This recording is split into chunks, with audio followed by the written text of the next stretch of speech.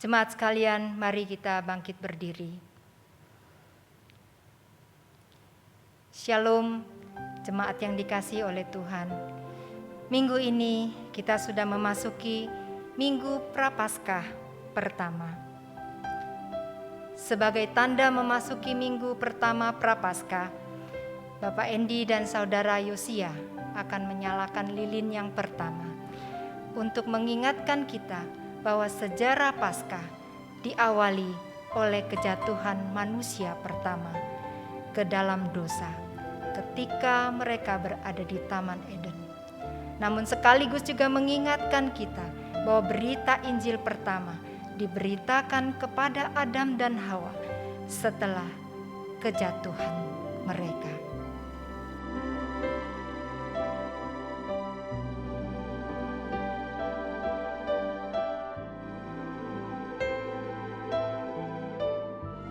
Kejadian 3 ayat 15. Aku akan mengadakan permusuhan antara engkau dan perempuan ini, antara keturunanmu dan keturunannya. Keturunannya akan meremukkan kepalamu, dan engkau akan meremukkan tumitnya. Kejadian 3 ayat 21. Dan Tuhan Allah membuat pakaian dari kulit binatang untuk manusia dan untuk istrinya itu, lalu mengenakannya kepada mereka.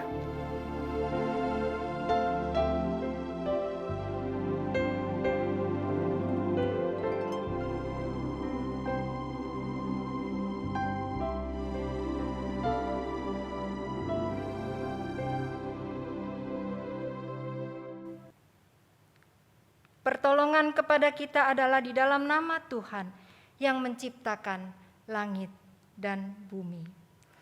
Kasih karunia, rahmat, dan damai sejahtera dari Allah Bapa, Allah Putra, dan Allah Roh Kudus kiranya turun di atas kita sekalian. Saudaraku, jemaat yang dikasihi oleh Tuhan, Musa, sang abdi Allah, mengawali pujiannya kepada Allah dengan sebuah pengakuan bahwa Tuhan, Engkaulah tempat perteduhan kami turun-temurun. Sebelum gunung-gunung dilahirkan dan bumi dan dunia diperanakan, bahkan dari selama-lamanya, Engkaulah Allah.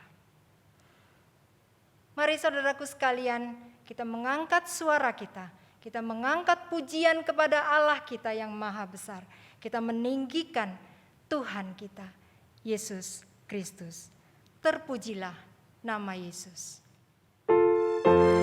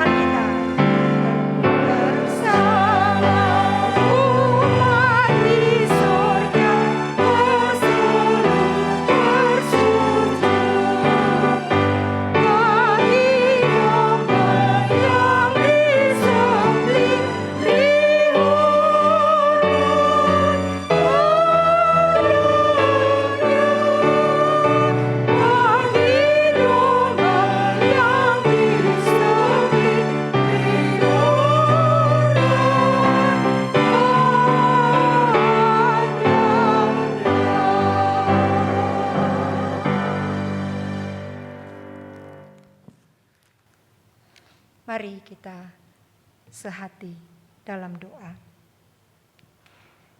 Benar ya Tuhan, di antara semua ciptaan, kami adalah orang-orang yang beruntung. Kami diberi hak istimewa untuk memuji, membesarkan Tuhan, mengagungkan Tuhan. Ya Tuhan, kami bersyukur pagi hari ini. Kami masih diberi kesempatan untuk beribadah kepada Tuhan. Kami masih diberi waktu, kami masih diberi suara, kami masih diberi kekuatan untuk mengagungkan, meninggikan nama Tuhan. Kami bersyukur Tuhan. Di minggu pertama Prapaskah ini, yang kembali mengingatkan kami akan peristiwa pengorbanan Tuhan Yesus di atas kayu salib, kami mengucap syukur ya Tuhan. Tuhan menghadirkan kami, Tuhan memberikan kepada kami keselamatan. Tuhan memberikan anugerah yang tidak ternilai itu kepada kami, sehingga kami boleh menikmati kekekalan, kehidupan kekal yang Tuhan karuniakan kepada kami. Bapa di sorga, kami berdoa di dalam kehidupan kami sehari-hari, mungkin kami sering melupakan anugerah itu. Kami lupa bahwa kami adalah orang yang beruntung. Kami lupa kami adalah orang yang diberkati. Kami lupa bahwa kami adalah orang yang diberi anugerah demi anugerah. Kami mengucap syukur karena pagi ini Tuhan mengingatkan kami. Ampunilah kami Tuhan, kalau kami sering melupakan kebaikan Tuhan. Kami lebih fokus kepada kesusahan kami. Kami lebih fokus kepada kegagalan kami. Kami lebih fokus kepada mungkin luka-luka hati yang terus-menerus membayangi kami. Dan lupa bahwa hidup kami adalah anugerah dari Tuhan. Anugerah yang tidak ternilai. Ampuni kami Tuhan, berilah kami kekuatan untuk memulai hidup baru. Berilah kami setelah kami beribadah kepada Tuhan, setelah kami memuji Engkau, kami diingatkan kembali darah Kristus, darah yang mahal itu sudah menebus kami. Dan kami harus hidup berkenan kepada Tuhan. Ini doa kami. Ampuni kami Tuhan, sucikan hati dan pikiran kami. Layakkan kami untuk beribadah kepadamu. Demi nama Tuhan Yesus kami berdoa. Amin. Berita anugerah pada pagi hari ini diambil dari Mazmur yang ke-90 ayat yang ke-13 dan ke-14. Kembalilah ya Tuhan, berapa lama lagi? Dan sayangilah hamba-hambamu. Kenyangkanlah kami di waktu pagi dengan kasih setiamu, supaya kami bersorak-sorai dan bersuka cita semasa hari-hari kami. Musa sang abdi Allah menuliskan Mazmur ini sebagai doa dan pengakuannya terhadap Allah yang telah menuntun langkah kehidupan dan pelayanannya. Sebagai orang percaya, biarlah seluruh keberadaan kita pun merupakan pengakuan dan kesaksian iman kita atas karya Allah dalam kehidupan kita. Pengakuan iman rasuli. Aku percaya kepada Allah, Bapa yang Maha Kuasa, Khalik langit dan bumi, dan kepada Yesus Kristus, anaknya yang tunggal Tuhan kita, yang dikandung dari Roh Kudus, lahir dari anak darah Maria, yang menderita sengsara di bawah pemerintahan Pontius Pilatus, disalibkan, mati dan dikuburkan, turun ke dalam kerajaan maut. Pada hari yang ketiga, bangkit pula dari antara orang mati, naik ke sorga, duduk di sebelah kanan Allah, Bapa yang Maha Kuasa. Dan dari sana Ia akan datang untuk menghakimi orang yang hidup dan yang mati. Aku percaya kepada Roh Kudus, gereja yang kudus dan am, persekutuan orang kudus, pengampunan dosa, kebangkitan tubuh, dan hidup yang kekal. Amin. Jemaat disilakan duduk. Perjalanan kehidupan kita sebagai orang percaya adalah perjalanan karena iman. Perjalanan bersama dengan Allah. Ada saat kita mengalami kesukaran, ada saat juga kita mengalami kesedihan. namun ada saat pula kita mengalami sukacita. Apapun keadaan kita, mari kita alami dan sadari bahwa Allah hadir dalam hidup kita. Dia menuntun dan memberikan damai yang sejati kepada kita, karena kita adalah milik-Nya. Mari bersama kita pujikan satu pujian, damai di hatiku, yang menggambarkan damai adalah dari Allah, adalah damai yang sejati, karena kita adalah milik-Nya.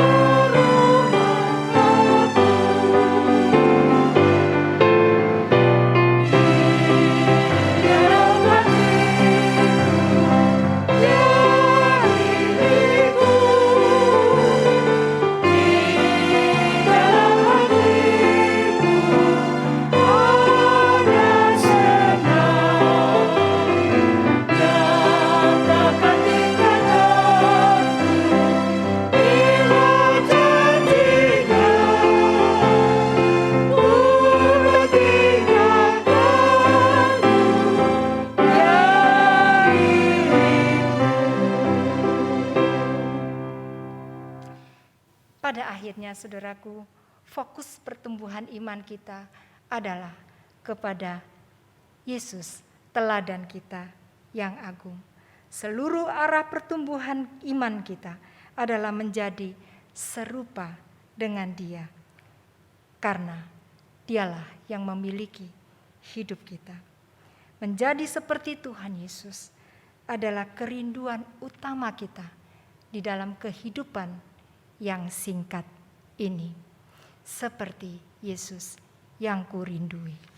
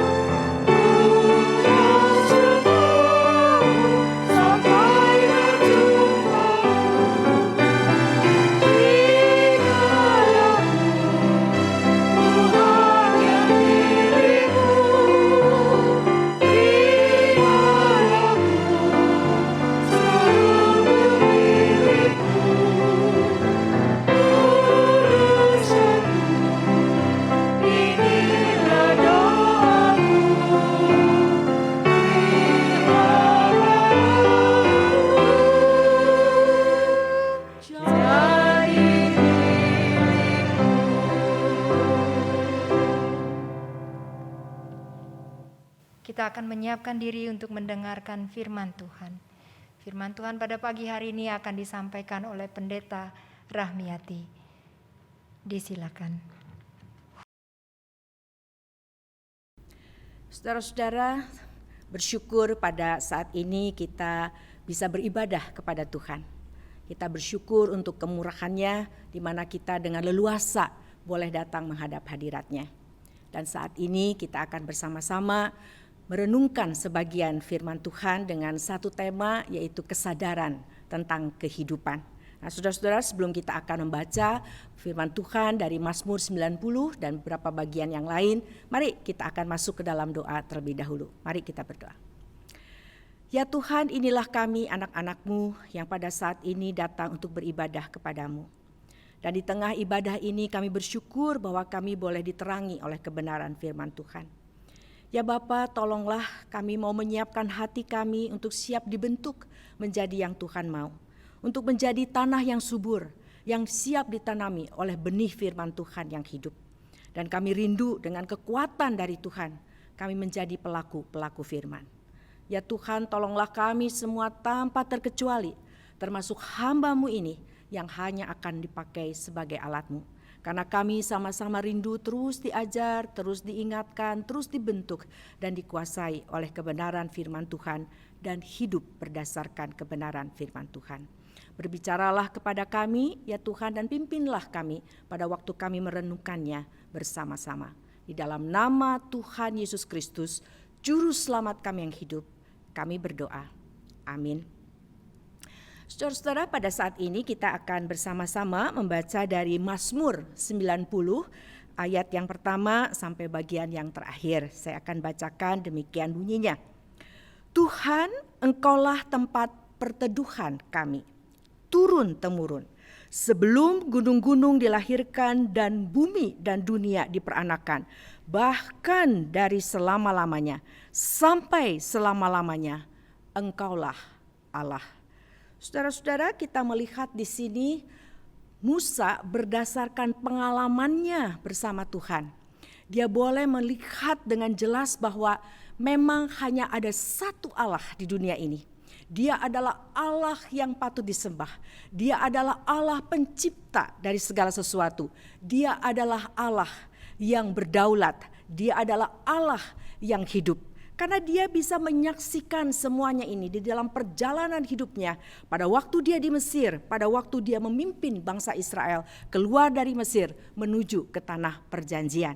Inilah Allah yang dia kenal, yaitu Allah yang hidup, Allah yang berkuasa, Allah pencipta, Allah satu-satunya.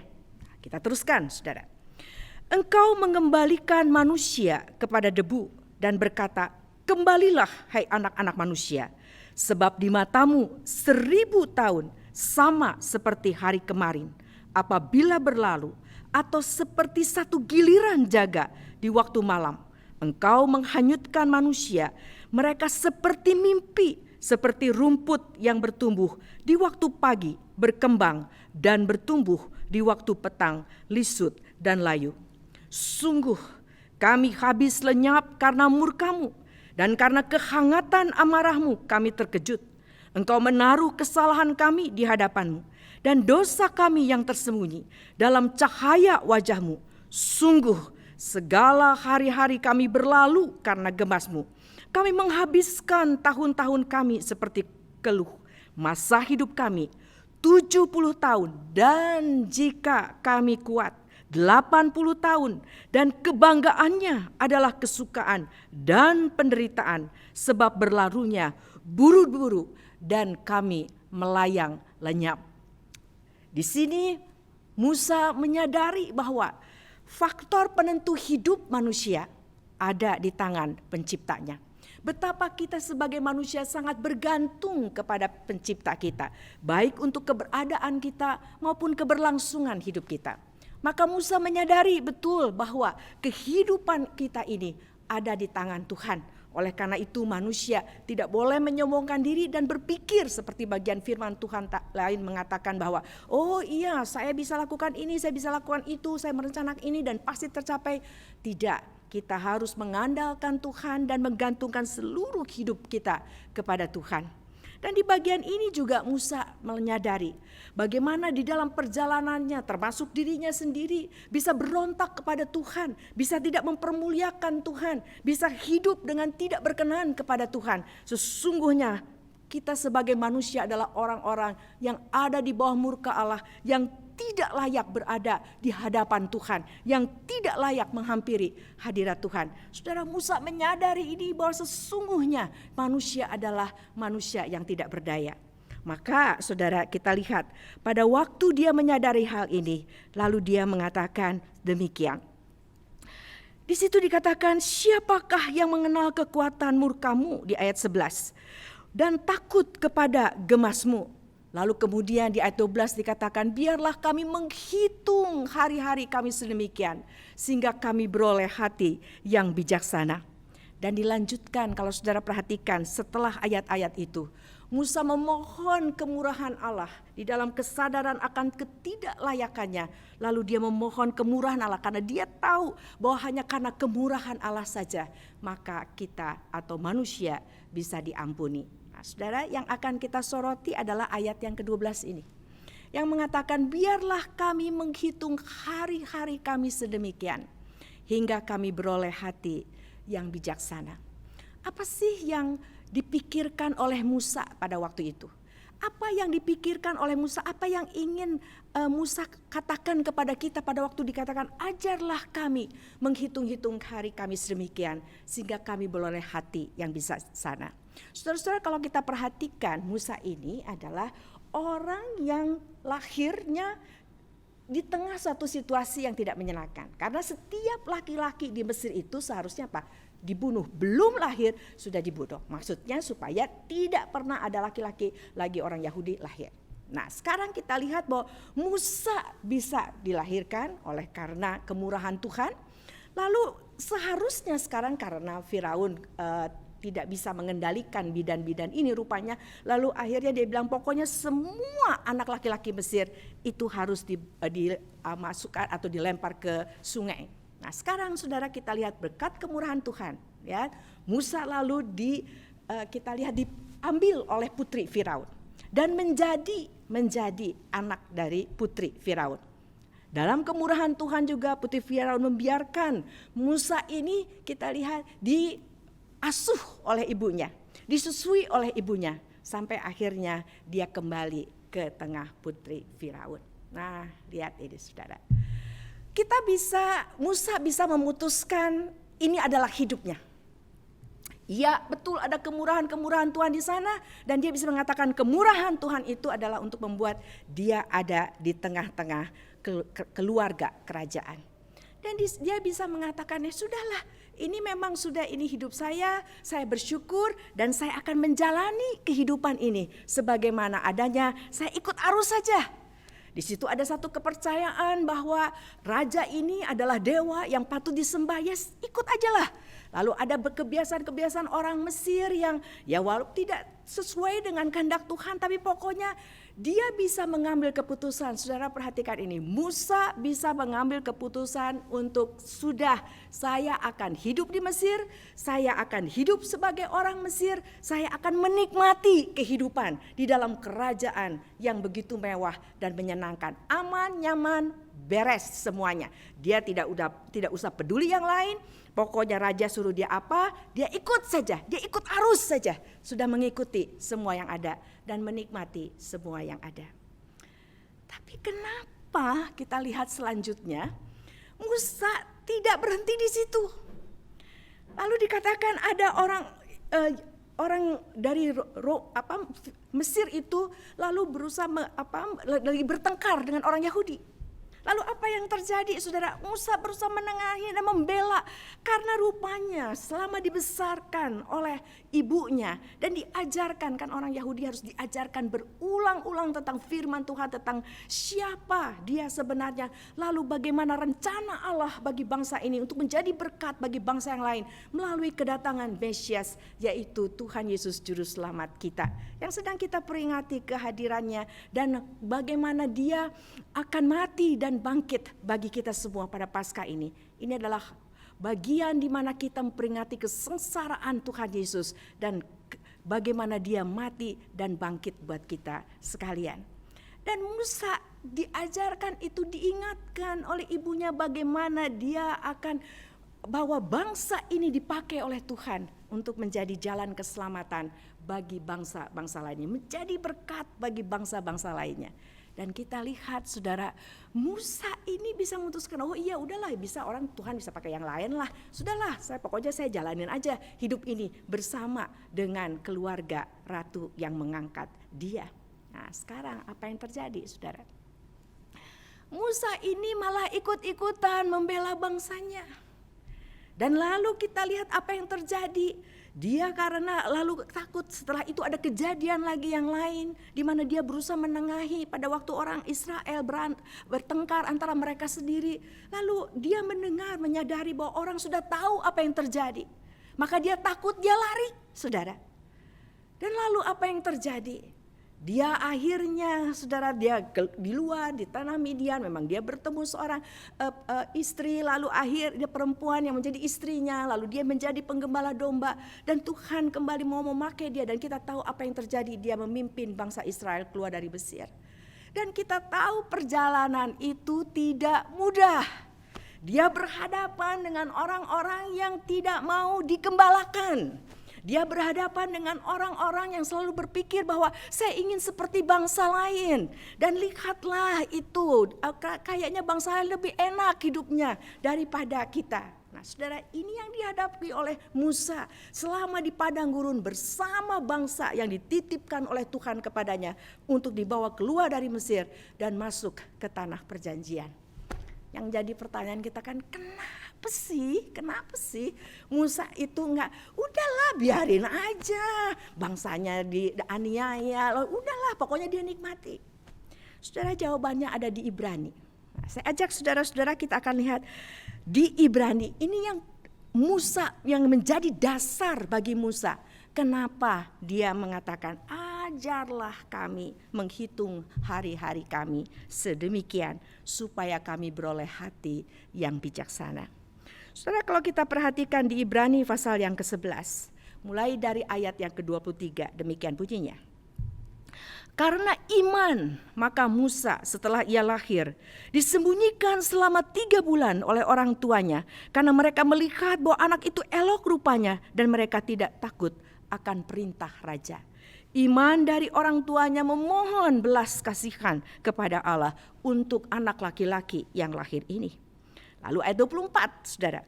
Karena iman, maka Musa setelah dewasa menolak disebut anak putri Firaun. Saudara, bukan masih anak-anak yang masih gak ngerti. Ini sudah dewasa. Dia sudah tahu apa yang enak dan apa yang gak enak. Apa yang kata dunia bernilai dan apa yang tidak bernilai. Dia tahu bagaimana penderitaan bangsanya yang lalu diperbudak, yang lalu disuruh bekerja paksa oleh orang Mesir. Dia tahu apa yang terjadi. Tapi dia katakan ayat 24, karena iman maka Musa setelah dewasa menolak disebut anak putri Firaun. Karena ia, ini lihat saudara dasarnya, karena ia lebih suka menderita sengsara dengan umat Allah daripada untuk sementara menikmati kesenangan dari dosa. Mengikuti arus sama dengan orang Mesir. Ikut menyembah matahari, ikut menyembah rajanya yang dianggap dewa, ikut menyembah semua dewa-dewa yang ada di Mesir. Pokoknya asal hidup enak. Musa menolak hal itu. Dia katakan ia lebih suka menderita sengsara dengan umat Allah daripada untuk sementara menikmati kesenangan dari dosa. Ia menganggap penghinaan karena Kristus yang dijanjikan, yang sudah diajarkan kepada bangsanya tentang nubuat akan datangnya juru selamat melalui bangsa ini, dan di mana bangsa ini akan menjadi berkat bagi orang lain. Lalu dikatakan sebagai kekayaan yang lebih besar dari semua harta Mesir, sebab pandangannya ia arahkan kepada upah. Jadi begini nih saudara, ya, kalau saudara masih ingat tentang khotbah-khotbah saya yang lalu, saudara, manusia itu diciptakan untuk menyenangkan Tuhan. Ya, seluruh hidupnya itu didedikasikan hanya untuk menyenangkan Tuhan. Manusia tidak mau itu, manusia menolak, lalu manusia berontak kepada Allah, dikatakan manusia berpaling dari Allah. Manusia sekarang hidup hanya untuk menyenangkan dirinya sendiri. Nah, saudara-saudara, kalau dia hidup untuk menyenangkan dirinya sendiri, seharusnya keputusan yang diambil oleh Musa adalah keputusan yang tetap menikmati menjadi anak putri Firaun. Mestinya itu kan yang terjadi, saudara ya. Karena ini adalah natur manusia yang sudah jatuh ke dalam dosa. Dan kita tahu saudara bahwa Tuhan Yesus datang ke dunia ini, mati dan bangkit bagi kita. Yaitu yang Musa katakan, ini adalah kehidupan orang-orang yang berada di bawah murka Allah. Karena firman Tuhan mengatakan pada saat manusia jatuh ke dalam dosa, dosa itu artinya manusia tidak hidup lagi sesuai dengan tujuan Allah. Maka manusia ini ada di bawah murka Allah. Yaitu yang dibicarakan di Mazmur 90 oleh Musa. Pada waktu dikatakan kami ini adalah orang-orang yang berada di bawah murka Allah. Dan kami tidak bisa menuntut pengampunan dari Allah karena kami memang adalah orang-orang yang tidak layak. Sehingga kami bukan karena hak kami diampuni, makanya kalau saudara perhatikan, saudara bahasa dari Musa di situ, dia mohon kemurahan Allah. Saudara, lihat ini saudara, keadaan orang-orang di sini adalah keadaan di mana kalau saudara bisa bukan kayak begini nih, jangan berpikirnya seperti orang yang salah, ya saudara ya, orang yang salah menurut hukum lalu dipenjara. Lalu setelah dipenjara, lihat ini saudara, setelah dipenjara kan penjara biasanya ada setahun, 2 tahun, 3 tahun, begitulah saudara ya, kalau kita lihat itu. Nah, lalu pada waktu dia selesai di penjara, dia kan kalau udah selesai masa hukumannya, dia pikir, udah saya udah jalanin kok, masa akibatnya udah saya jalanin, ya udah sekarang saya bebas lagi. Saudara, dalam relasi dengan Tuhan tidak begitu aturan mainnya. Jadi saudara dan saya akan selama-lamanya ada di dalam kondisi terhukum, dalam kondisi terpidana. Kalau Tuhan, jadi ini sama sekali tidak layak untuk diampuni saudara. Nah makanya saudara, kalau Tuhan tidak dengan kemurahannya, dengan anugerahnya. Dan sekarang lihat saudara, bedanya sama grasi nih saudara ya. Kalau grasi, ya udah deh pakai grasi diampuni, ya udah selesai, beres. Enggak saudara. Keadilan Allah menyatakan semua yang berada di bawah murka Allah harus menanggung murka Allah. Enggak bisa asal diampuni, enggak. Berdasarkan keadilan Allah, dan pada saat oleh karena Allah mengasihi manusia dan ingin memberikan jalan keluar buat manusia, Tuhan Yesus datang ke dunia ini untuk menggantikan manusia menanggung murka Allah. Saudara lihat enggak? Beda sama grasi saudara. Tuhan Yesus menanggung murka Allah itu yang seharusnya ditanggung oleh orang-orang di sini. Dia menanggung murka Allah itu sehingga orang yang percaya kepadanya, maka dia tidak usah dimurkai lagi. Tuhan Yesus menggantikan dia untuk menjadi juru selamat bagi orang-orang di sini. Musa beriman kepada hal itu. Bahwa di dalam Tuhan Yesus Kristus Musa dimungkinkan untuk berbalik ke dalam kehidupan yang di sini. Hidup menyenangkan Tuhan. Sudah lihat ini, hidup tidak di bawah murka Allah lagi. Sekarang hidup kita ini sudah merupakan satu kehidupan di dalam kasih karunia Tuhan. Di bawah kasih karunia Tuhan. Lihat saudara, Musa sudah tahu bagaimana kehidupan di sini. Dia melihat dan mengalaminya tentang kehidupan di sini. Dan lalu dia melihat kehidupan yang dinubuatkan, yang akan digenapi dan pasti digenapi. Dan kita tahu saat ini sudah digenapi oleh Tuhan dengan kedatangan Tuhan Yesus sebagai juru selamat saudara dan saya. Yang mati dan bangkit menanggung murka Allah bagi saudara dan saya. Musa menyadari itu dan pada waktu, lihat ini saudara. Dia melihat itu semuanya. Dia betul-betul Roh Kudus bekerja bagaimana Tuhan bekerja dalam dirinya dan dia betul-betul bisa menyadari dan mengatakan ini semua tidak layak, biar enak kayak apa, biar mewah kayak apa, biar menyenangkan kayak apa. Seluruh kehidupan yang ada di sini, susah, senang, enak gak enak, seluruh kehidupan di sini adalah sia-sia. Yang kalau pakai bahasanya Paulus nih adalah sampah dibandingkan dengan kehidupan yang di sini. Maka kita lihat saudara, di sini kita perhatikan bagaimana Musa mengatakan, saya tidak mau di sini. Saya tidak mau mati yang dikenal sebagai anaknya putri Firaun. Dia nggak mau itu. Tapi dia memilih kehidupan yang di sini. Apapun resiko dan pertanggungan jawab yang harus dia terima. Lalu saudara lihat ini, lihat. Dia akhirnya Musa ini mati sebagai apa? Saudara baca firman Tuhan. Terakhir di akhir hidupnya Musa mati sebagai Tuhan yang bilang nih. Tuhan yang bilang, inilah hambaku. Kita lihat di sini Musa mati dia memilih lebih baik mati sebagai hambanya daripada sebagai anak putri Firaun. Saudara, bukankah Musa yang menulis bagian firman Tuhan yang mengatakan bahwa jangan pernah ada Allah lain di dalam kehidupanmu. Dan bukankah Musa pula yang menulis, engkau harus mengasihi Tuhan Allahmu dengan segenap hatimu, dengan segenap jiwamu, dengan segenap akal budimu. Kita harus betul mengasihi Tuhan dengan seluruh keberadaan kita. Dan itu yang dilakukan oleh Musa. Menyadari apa yang Tuhan Yesus akan lakukan bagi dia dan menggenapi rencana keselamatan Allah.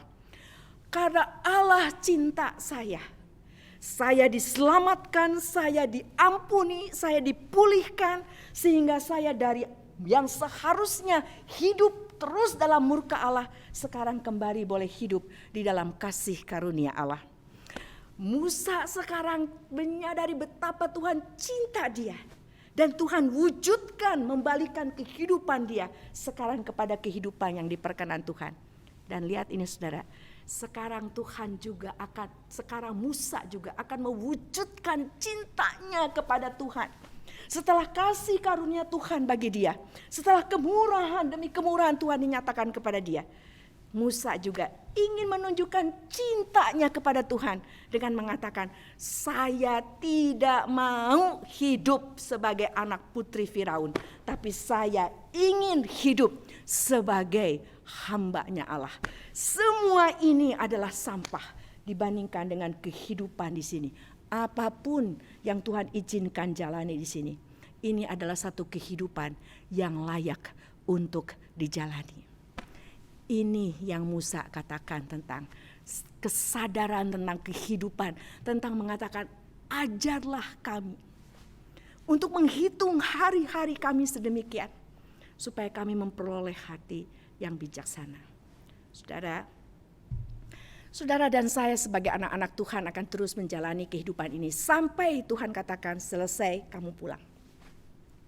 Tapi pada saat kita menjalani kehidupan ini, kita akan terus diperhadapkan antara kenikmatan dunia, menjadi anak dunia ini, atau tetap berada di dalam kemurahan Tuhan. Saudara, saya harapkan dengan kekuatan dari Tuhan, kita boleh mewujudkan cinta kita kepada Tuhan. Allah sudah mewujudkan cintanya kepada saudara dan saya.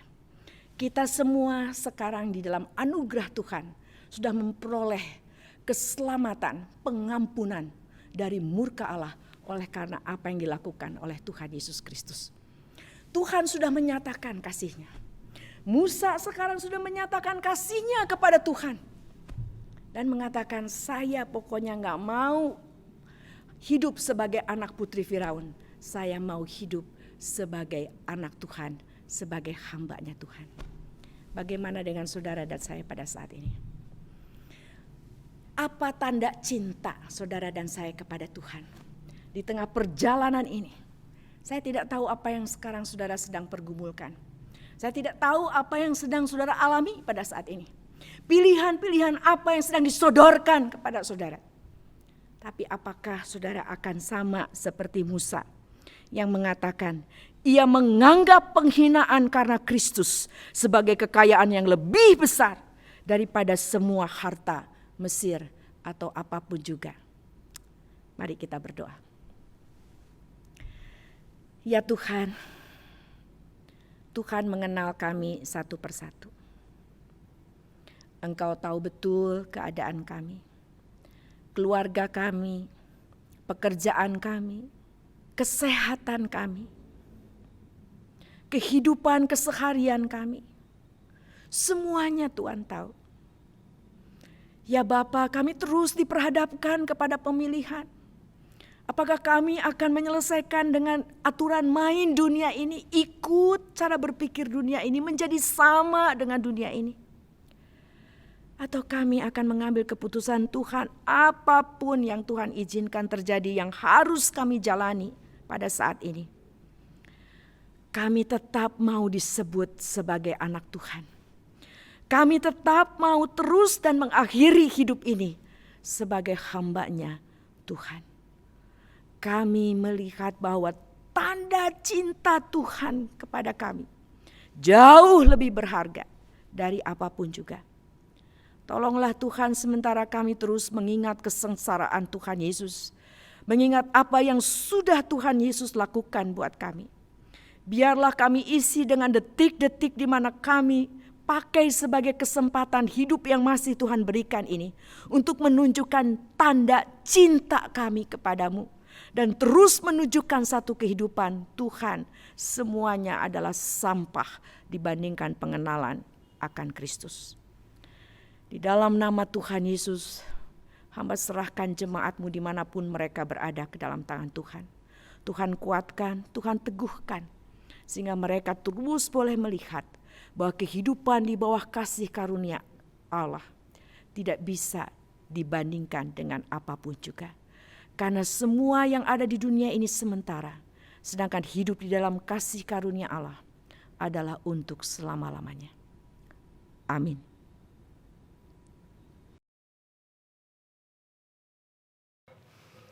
Mari jemaat, kita akan melanjutkan dengan doa syafaat. Kita berdoa.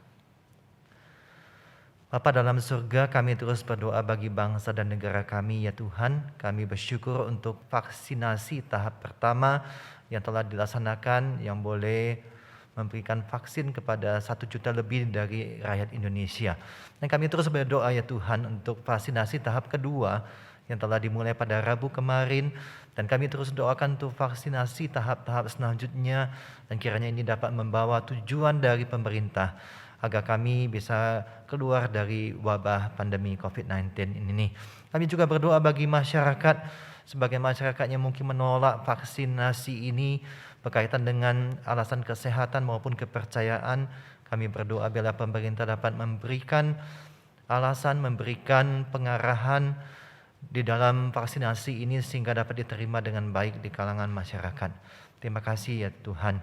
Kami juga terus berdoa bagi gereja kami ya Tuhan, Gereja Kristen Kalam Kudus Malang. Kami berdoa untuk majelis yang telah diteguhkan dan juga menjalani rapat pleno yang pertama, dan juga akan bersama-sama melayani di gereja ini. Biarlah Tuhan memberikan hikmat di dalam menjalankan pelayanan di gereja ini, agar semua rapat koordinasi yang dilakukan dapat membawa jemaat untuk semakin mencintai Tuhan dan mengalami transformasi hidup di dalam menjalani kehidupan setiap harinya. Kami juga berdoa untuk rencana peneguhan pengurus komisi maupun bidang pada tanggal 28 Februari. Kami berdoa untuk setiap pengurus yang akan diteguhkan, diberikan sukacita, diberikan juga semangat untuk boleh melayani di tengah-tengah kesulitan yang ada. Kami juga berdoa bagi jemaat kami yang mengalami pergumulan kesehatan. Kami berdoa untuk yang terus berjuang untuk penyembuhan dari COVID ini, maupun sakit karena fisik atau lemah tubuh lainnya. Biarlah Tuhan yang menguatkan, memberikan juga hati yang berserah kepada Tuhan di tengah-tengah situasi yang ada. Kami juga berdoa bagi jemaat kami yang mengalami kesulitan di dalam ekonomi maupun mencari lapangan pekerjaan. Biarlah Tuhan boleh membuka jalan, mempertemukan dengan orang yang membutuhkan jasa maupun keahlian dari jemaat. Kami juga berdoa untuk usaha dari tim aksi peduli COVID untuk memikirkan berbagai jalan keluar di tengah-tengah permasalahan yang ada. Terima kasih Tuhan. Kami juga berdoa bagi jemaat di dalam pertumbuhan iman. Biarlah kondisi pandemi ini yang mengakibatkan beribadah dari rumah atau online tidak menyebabkan kejenuhan di dalam mengikuti ibadah. Biarlah jemaat juga dapat menikmati terus boleh beribadah dari rumah dalam masa-masa seperti ini. Dan kami merindukan agar suatu saat dalam waktu dekat kami boleh beribadah bersama-sama secara onsite di gedung ibadah ini. Terima kasih ya Tuhan. Terima kasih, kami serahkan semua doa-doa kami ke dalam tangan-Mu. Dalam nama Tuhan Yesus kami berdoa dan mengucap syukur. Amin. Shalom jemaat sekalian, kita bersyukur kalau kita boleh beribadah secara online pada hari ini. Kita secara khusus bersyukur memasuki minggu pertama Prapaskah. Kita melihat bagaimana campur tangan Tuhan bagi setiap pelayanan di gereja kita. Dan terima kasih kepada Pendeta Rahmiati yang telah menyampaikan kebenaran firman Tuhan. Biarlah ini boleh memberikan peneguhan iman bagi kita, membukakan wawasan kita tentang bagaimana kita perlu memandang dari sisi kekekalan dalam hidup kita ini. Dan terima kasih kepada semua para pelayan Tuhan yang melayani pada pagi hari ini. Tuhan memberkati setiap pelayanan yang telah kita lakukan. Yang kedua, Bapak Ibu Saudara sekalian, persembahan dapat kita berikan melalui transfer ke rekening gereja maupun scan QR code yang muncul di layar. Dan persembahan dapat berupa persembahan rutin gereja, persembahan persepuluhan, maupun persembahan untuk tim aksi peduli COVID-19. Dan selanjutnya kita akan menyaksikan warta tayang.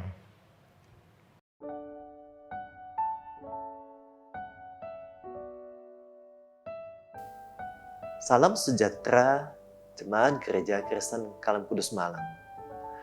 Pandemi COVID masih belum usai baik di negara kita maupun di negara lainnya. Pandemi ini juga kita alami, kita rasakan di kota Malang ini. Beberapa waktu yang lalu seorang rohaniwan gereja kita, penginjil Matius Siswanto, mengalami terpapar virus COVID-19 ini. Beliau menjadi bingung, apa yang harus dilakukan? Siapa yang harus dihubungi? Berdasarkan keadaan seperti ini, maka gereja kita berusaha membantu dan mendampingi bila ada jemaat-jemaat yang terpapar dengan virus COVID-19 ini nih. Karena itu bagi jemaat yang terpapar ataupun menunjukkan gejala-gejala yang mengarah kepada COVID-19 ini, seperti indera penciuman menjadi terganggu dan sebagainya, maka saya berpesan, segera menghubungi rohaniwan gereja kita, baik melalui telepon maupun kontak WhatsApp. Untuk nomor telepon rohaniwan gereja kita dapat dilihat di akhir video ini, maupun yang ada di aplikasi gereja kita, maupun yang ada di website gereja kita. Nah, ketika saudara menghubungi kontak rohaniwan tersebut, maka rohaniwan akan memberikan pelayanan pastoral kepada saudara sekalian. Juga rohaniwan gereja akan membantu saudara untuk memberikan informasi langkah-langkah apa yang saudara akan ambil. Misalnya, melakukan tes, menghubungi dokter, ataupun perihal isolasi mandiri maupun perawatan di rumah sakit, lapangan, dan sebagainya. Perlu saya tekankan di sini bahwa dengan terpapar virus COVID bukanlah suatu aib. Karena itu bila saudara menghubungi rohaniwan gereja, bukan berarti saudara sedang membeberkan aib keluarga. Sebaliknya, saudara sedang menolong diri saudara sendiri dan orang-orang yang saudara kasihi di sekitar saudara. Bagi jemaat yang tidak terpapar COVID, mari kita bergandengan tangan menolong jemaat kita yang terpapar COVID dan keluarga mereka. Dengan demikian, kita belajar untuk menggenapkan firman Tuhan, saling mengasihi satu dengan yang lainnya. Demikian informasi kali ini. Tuhan Yesus memberkati kita. Amin.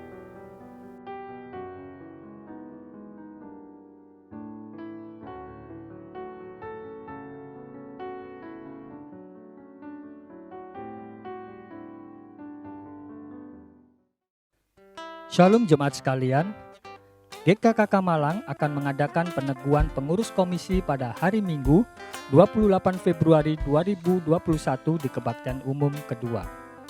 Mohon dukungan doa jemaat sekalian untuk pelaksanaan dan para pengurus komisi yang akan diteguhkan. Kelas katekisasi baptisan atau CD akan dimulai kembali pada Minggu 7 Maret 2021 melalui aplikasi Zoom. Bagi jemaat yang ingin mengikutinya, diharapkan untuk segera mendaftar melalui TU Gereja. Kebaktian doa streaming Selasa 23 Februari 2021 akan diadakan melalui aplikasi Zoom pada pukul 6 sore. Ibadah streaming minggu depan tanggal 28 Februari 2021 akan dilayani oleh Pendeta Wahyu Pramudia.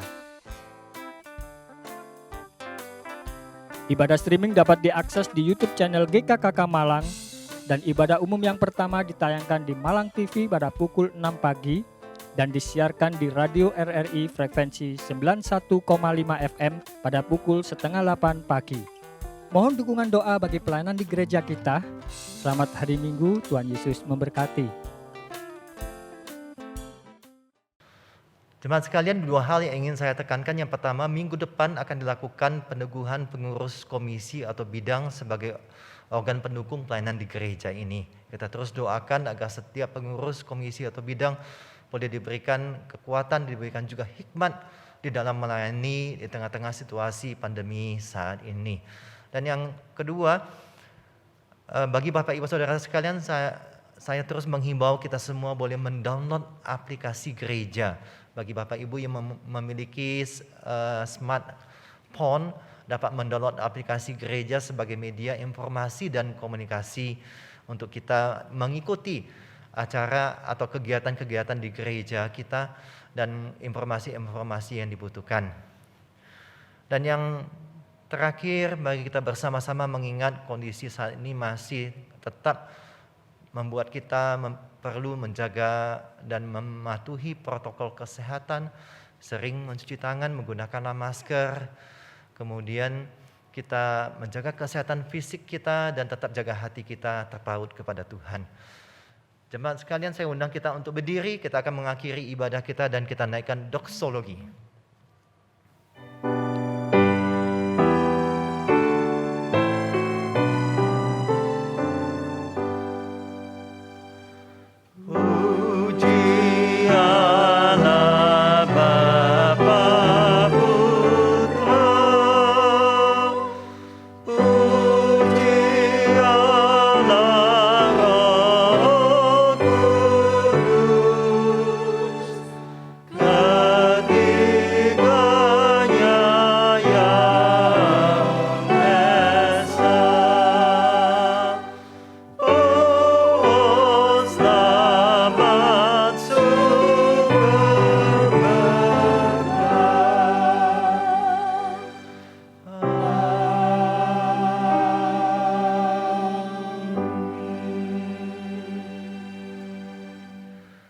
Jemaat yang dikasihi oleh Tuhan dan yang mengasihi Tuhan, biarlah kita terus belajar menjadi murid Kristus yang menjalani hidup juga dengan memandang kepada kekekalan di jalan hidup yang kita lalui. Dan arahkanlah mata hati dan pikiran kita dan terimalah berkat dari Tuhan. Tuhan memberkati engkau dan melindungi engkau. Tuhan menyinari engkau dengan wajah-Nya dan memberi engkau kasih karunia. Tuhan menghadapkan wajah-Nya kepadamu dan memberi engkau damai sejahtera. Amin.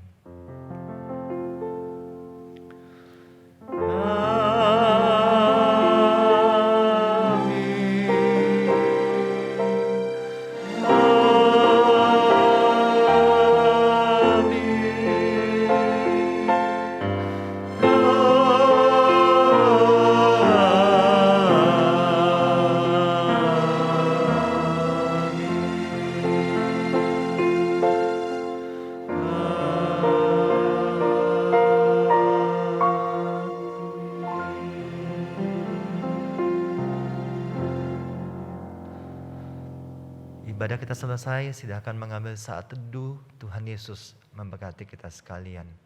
Amin.